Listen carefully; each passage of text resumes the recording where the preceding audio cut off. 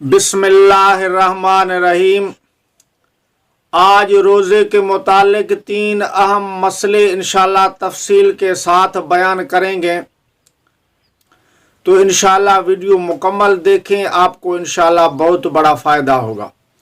जिस तरह रोज़ा रखना फ़र्ज़ है, इसी तरह रोज़े के मसाइल जानना और उनसे बाखबर रहना भी फ़र्ज़ है। सबसे पहले नंबर पर ये मसला अक्सर लोगों को पेश आ जाता है और फिर उसके बारे में सही मालूमात न होने की वजह से लोग मुसलमान बेचारे परेशान हो जाते हैं। काफ़ी लोग तो फिर उसके बाद बहुत बड़ी गलती कर लेते हैं। वो समझते हैं कि शायद हमारा रोज़ा अब टूट गया और वो फिर खाना पीना शुरू कर देते हैं, जो एक बहुत बड़ा गुनाह और बहुत बड़ी गलती है। इंसान बजाय सवाब हासिल करने के अपने आप को नुकसान में डाल देता है और अपने आप को गुनाहगार बना देता है। तो सबसे पहले मसला जो है न वो ये है कि रोज़े की हालत में अगर उल्टी आ जाए तो उसके बारे में क्या हुक्म है। लोग परेशान होते हैं। काफ़ी लोग समझते हैं कि शायद उल्टी आने से रोज़ा जो है न टूट जाता है, बाज़ समझते हैं रोज़ा मकरूह हो जाता है, और बाज़ जो है न वो इस इज़्तिराब में रह जाते हैं कि अब क्या मसला और क्या हुक्म है। रोज़े के होते हुए वो फिर परेशानी में रह जाते हैं। तो इसके बारे में ये बात अच्छी तरह ज़हन नशीन कर लें कि रोज़े की हालत में अगर उल्टी आ जाए तो फिर देखा जाएगा ये उल्टी खुद ब खुद आई है या इसने हाथ के ज़रिए जो है न उल्टी बाहर निकाली है।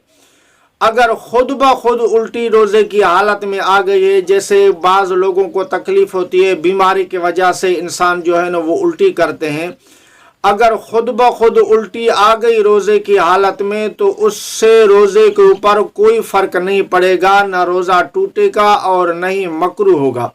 दूसरी सूरत वो है जो हाथ से जो है न वो उल्टी बाहर निकाली जाती है। अब इससे रोज़ा टूट जाएगा, लेकिन इसके लिए भी एक शर्त है। अगर वो शर्त पाया गया तो रोज़ा टूट जाएगा, अगर वो शर्त नहीं पाया गया तो रोज़ा नहीं टूटेगा। वो शर्त ये है कि उल्टी जो है न वो मुंह भर हो, यानी मुंह भर के कहे और उल्टी करेगा तो फिर इससे रोज़ा टूट जाएगा। अब मुंह भर के किसको कहते हैं, इसके लिए भी लोग परेशान हो जाते हैं कि कैसे पता चले कि ये उल्टी जो है न मुंह भर है या उससे कम है। तो उसकी सूरत ये है कि मुंह भर के उल्टी करना, कई करना, इसको कहते हैं कि आदमी अगर उसको रोकना चाहे तो उस उल्टी को मुंह में रोक न सके, रोकने के बावजूद भी वो उल्टी जो है ना बाहर हो, यानी ज़्यादा मिकदार में हो, इसको कहते हैं मुंह भर के कई करना। अगर आदमी उसको रोक सके और वो रुक जाए तो इसको मुंह भर के कई करना नहीं कहते। तो अगर मुंह भर के कई किया तो फिर उससे रोज़ा टूट जाएगा। अगर मुंह भर के कई नहीं है तो उससे रोज़े के ऊपर कोई फ़र्क नहीं पड़ेगा, न रोज़ा टूटेगा और न रोज़ा मकरूह होगा। दूसरे नंबर पर यह मसला है कि लोग इसके बारे में परेशान हो जाते हैं, तरद्दुद में पड़ जाते हैं कि रोज़े की हालत में अगर जिस्म में खून निकल आ जाए। अब खून निकलने की भी काफ़ी सूरतें होते हैं। बाज़ दफ़ा लोग खुद खून निकलवाते हैं, यानी कोई बीमारी है, कोई परेशानी है, उसकी वजह से जो है ना वो लेबॉर्ट्री में टेस्ट वगैरह के लिए वो खून निकलवा कर लेबॉर्ट्री में टेस्ट कराते हैं किसी बीमारी की वजह से। जैसे शुगर के पेशेंट जो होते हैं या दूसरे पेशेंट होते हैं वो खून निकलवाते हैं रोज़े की हालत में। और दूसरी सूरत यह है कि इंसान को कोई ज़ख़म होता है, फिर रोज़े की हालत में उससे जो है खून बहना शुरू होता है, उससे बहता रहता है।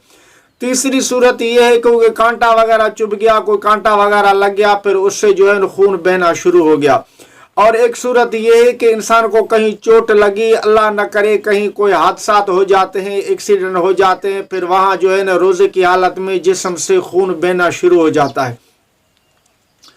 या एक सूरत कभी कभी ये भी पेश आती है कि रोज़े की हालत में इंसान जो है न किसी पेशेंट या मरीज़ को खून अतिया करता है, यानी आगे ऐसा मरीज़ है कि वो मर रहा है, अगर उसको खून न दिया गया तो वो मर जाएगा, تو روزے کی حالت میں جو ہے نا وہ لوگ خون دیتے ہیں۔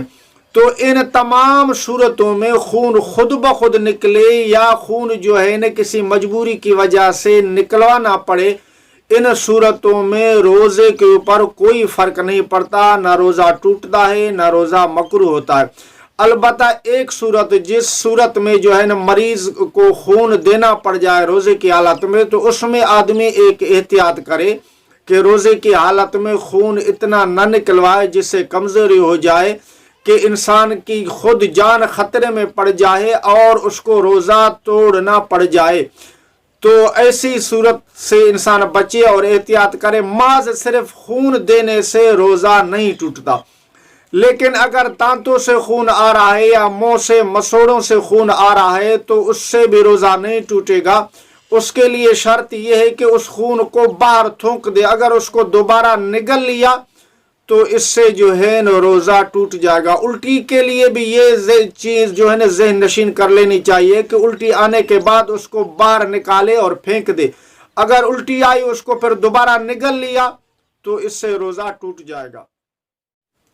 اور تیسرا مسئلہ روزے کی حالت میں یہ پیش آ جاتا ہے کہ روزے کی حالت میں احتلام کا ہو جانا۔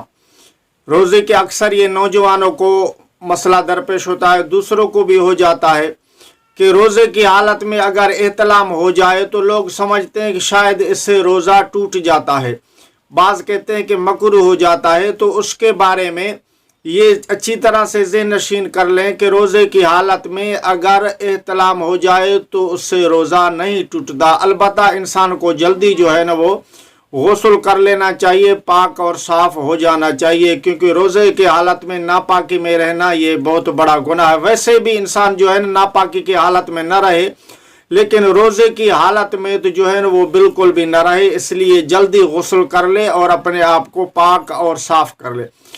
دوسری صورت اس میں یہ ہے کہ اگر یہ ایک تو ہے نا خود بخود احتلام کا ہو جانا، دوسرا یہ ہے کہ ہاتھ سے جو ہے نا مادہ منویہ کو نکالنا، جس کو جو ہے نا وہ مستزنی کہتے ہیں، اگر ایسے کیا روزے کی حالت میں تو اس سے روزہ ٹوٹ جائے گا۔